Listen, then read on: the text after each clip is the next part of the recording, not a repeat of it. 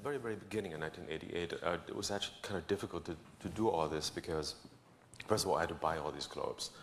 And they're not that cheap, so you spent like $4,000 on like 100 globes for the first exhibition, and I ended up ruining about 80 of them. And then I realized that I had to hire people from art schools because I don't really have any talent per se. So these people were graphic I'm not joking. I really can't draw a straight line. And the people there at these art schools, they're very talented and they were great, and they were ending up doing great design work. But the problem was that sometimes they mixed up countries. And so the US ended up being an Axis power and so forth. So the mix of East and West Germany was still 1988. And some of the artists shouldn't vote. Not all artists, I thought. Maybe not, at least in their own country. This is a globe that shows landmines. M, where mines are being produced, and you see the little white dots and the red. That's where they're being used. The other side of the world, which I'm not showing here, looks much more dramatic. Something really good happened in 1989 and 1990 with the collapse of the Soviet Union and the Eastern Bloc. All these globes became outdated. Not my globe, but my globes, because I hadn't just started the project. So I could get them really, really cheap. So I was very thankful for Mr. Gorbachev. And so I remember one day I drove to Florence in Italy, and I picked up about 500 globes from a globe manufacturer. It was a great moment. So I could, you know, experiment more and more. I also figured that I probably destroyed more globes than any other human on Earth in the process of making these globes. Another problem is that, well, what you will see, if you look at a globe, you will never see a copyright notice. And that is because people don't like to date globes, and they do look dated when you check on them. So, and nothing really changes normally, because the geography at the scale of 1 to 42 million doesn't change. And however, my globes, of course, they don't track borders, so they do change radically and really, really fast.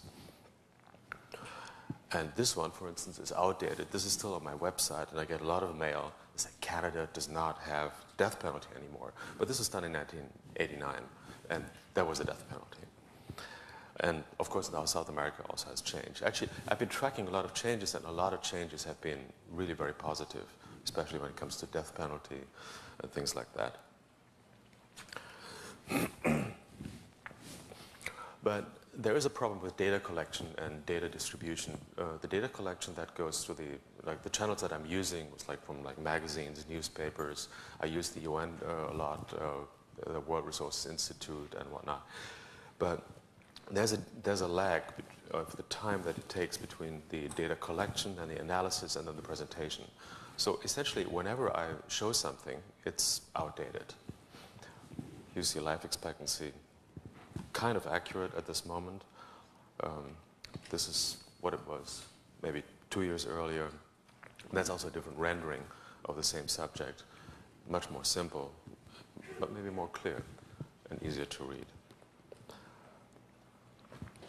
This is birth rates per woman.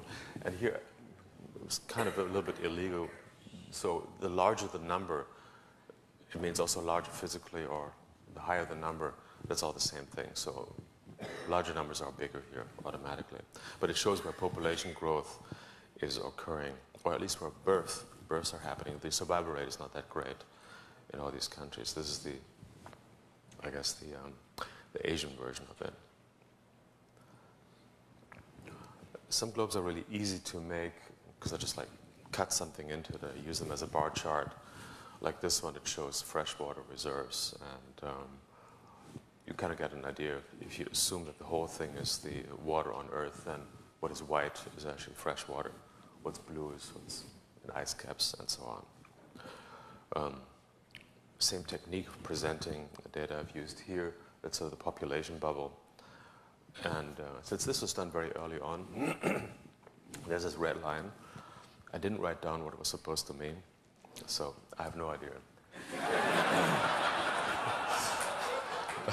but this is what it's. But I kept it because it really looks very good. There's something about data that, like, we think of our universe as being quantifiable, and we collect data for about everything, but most of the stuff does not come in shapes or forms or colors. So it's always a little bit of a stretch. And then there are all these other things that you cannot quantify, like, you know, hope, happiness, and so forth. So I made this globe to illustrate the statistical challenges that I'm facing and not meeting